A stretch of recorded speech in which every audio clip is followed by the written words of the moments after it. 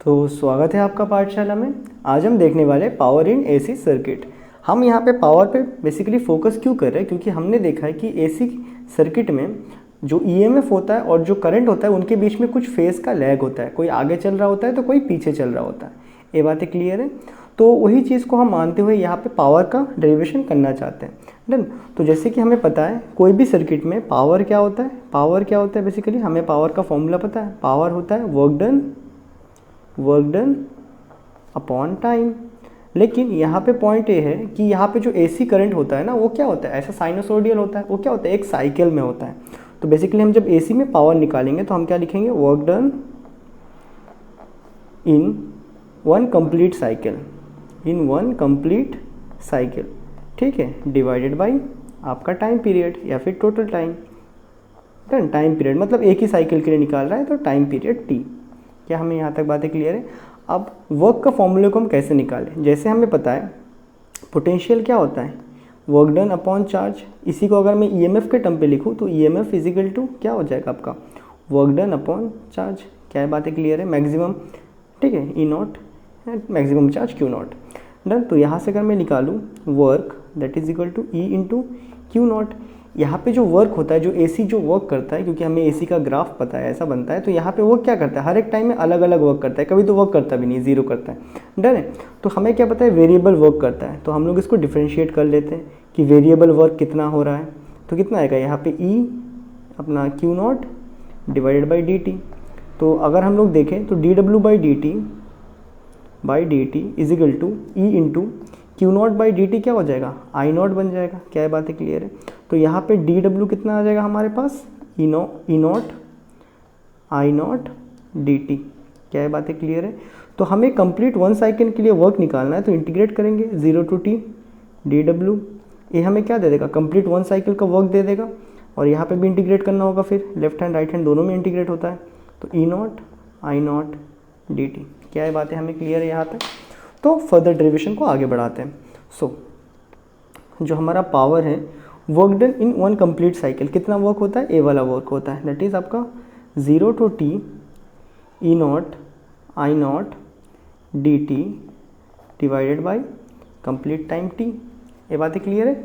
अब E not I not का value put up करते हैं। तो power is equal to 0 to T E not I not, अच्छा सॉरी, इनका वैल्यू पुटअप करना है हमें।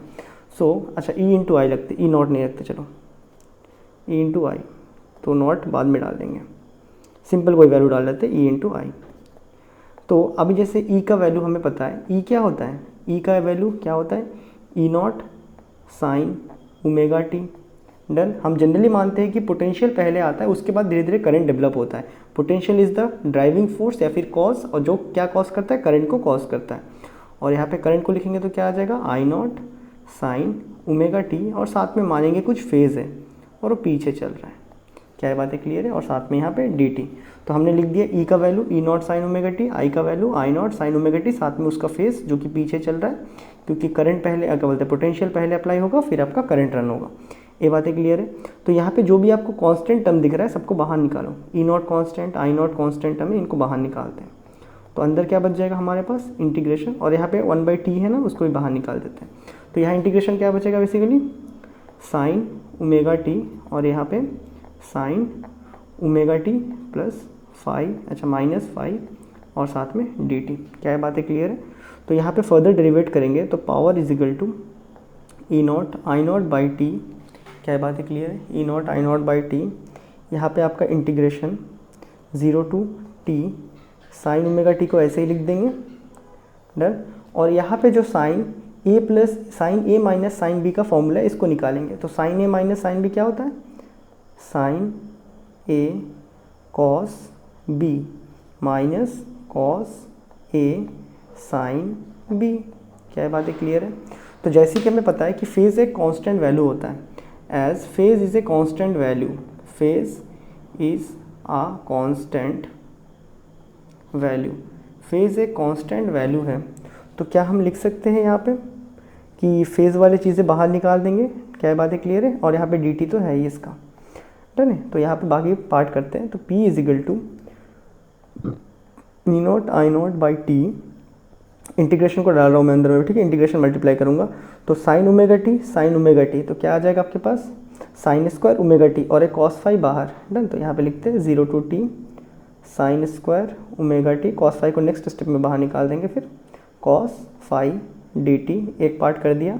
सिमिलरली इंटीग्रेशन और ये सब चीज़ें मल्टीप्लाई होगा तो साइन ओमेगा टी, यहाँ पे कॉस ओमेगा टी माइनस के साथ इंटीग्रेशन पहले अंदर मल्टीप्लाई किया 0 to t sign omega T cos omega T, sine omega T cos omega T, और साथ में क्या बचता है यहाँ पे साइन फाई और डी टी। ये हो गया सेकेंड पार्ट भी, डन, ये ब्रैकेट क्लोज। क्या ये बातें क्लियर है हमें? अच्छा, क्लियर विजिबल नहीं है, अब विजिबल होगा, देखो ये बातें क्लियर है, डन। अब देखते हैं आगे। अब आगे डेरिवेट करेंगे तो हम, तो पेन चेंज, तो P is equal to E not I not by T. अब देखो यहाँ पे कॉस फाई कांस्टेंट, फेज एक कांस्टेंट वैल्यू होता है, तो कॉस फाई को बाहर निकाल देंगे, अंदर इंटीग्रेशन क्या बचेगा 0 to t sine square omega T D T. क्या है बातें क्लियर? माइनस यहाँ पे क्या है साइन फाई कांस्टेंट है तो इसको बाहर निकाल देंगे, साइन फाई, यहाँ इंटीग्रेशन क्या बचेगा 0 to t sign omega T cos omega T D T. क्या यहाँ तक हमें बातें क्लियर है? डन। अब तुम देखो इस ये जो इंटीग्रेशन का वैल्यू है ना, ये जो पूरा इंटीग्रेशन है, इसको मैंने पहले भी एक बार इंटीग्रेट करवाया था और इसका पूरा वैल्यू निकल के क्या आया था आपके पास t निकल के आया था, डन है, पूरा वैल्यू निकल के t आता है। और जब इसको हम इंटीग्रेट करते हैं, इस पार्ट को जब हम इंटीग्रेट करते हैं तो ये पार्ट पूरा ज़ीरो हो जाता है, डन है। वो इंटीग्रेशन हम चाहे तो यहाँ पे कर सकते हैं, लेकिन बाय द वे अगर आप याद रख लो तब भी चलेगा, ठीक है, फिर भी मैं करके देता हूँ। तो ये वाला पार्ट पूरा t आ जाएगा, ये हमने पहले किया था, integration 0 to t sine square omega T पूरा t आएगा।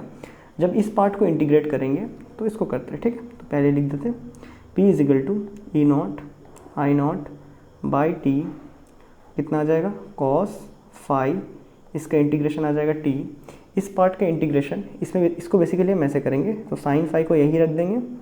अब देखो ये कुछ देखने में क्या है 2 साइन थीटा कॉस थीटा के जैसा है, खाली 2 गायब है, डन है ना। वैसे तो 2 साइन थीटा कॉस थीटा के जैसा है, खाली सामने से 2 गायब है, तो क्या हम इसको ऐसे लिख सकते हैं इंटीग्रेशन 0 to t। क्या है बातें क्लियर है? और क्या आ जाएगा यहाँ पे cos 2 omega T cos 2 theta by 2 D T. और इस तरह इंटीग्रेशन जब भी आता है ना कॉस का फुल फंक्शन में, तो इसका वैल्यू भी 0 होता है, डन है, ये सब आपको पता होना चाहिए। एनीहाउ इसको करके देख सकते हैं, तो आप मैथ में देख सकते हो इसको, एनीहाउ मैं यहाँ पे ड्राइव नहीं कर रहा हूँ। इसका भी पूरा वैल्यू क्या आ जाएगा, इसका पूरा वैल्यू 0 आएगा, तो आपके पास पावर निकल के क्या आ रहा है E not I not by T, और साथ में यहाँ पे cos phi into T minus यहाँ पे sine phi as it is रहेगा, पूरा इंटीग्रेशन क्या हो जाएगा 0 हो जाएगा, डन। आप उसमें ए प्रॉपर्टी ऑफ क्या बोलते हैं इंटीग्रल में पढ़ सकते हो, ठीक है, डेफिनेट इंटीग्रल में इसको। So E not I not by T, यहाँ क्या बच रहा है फिर कॉस फाई और टी इंटू में, और ये तो पूरा 0 हो गया। अब ए वाला टी और ए वाला टी अलग अलग है, ए कट गए, तो हमारे पास पावर निकल के कितना आ रहा है E not I naught cos phi. क्या बातें क्लियर है? ये जो हमारे पास पावर का फॉर्मूला आया ना, इसी को हम बोलते हैं रियल पावर। क्या बोलते हैं?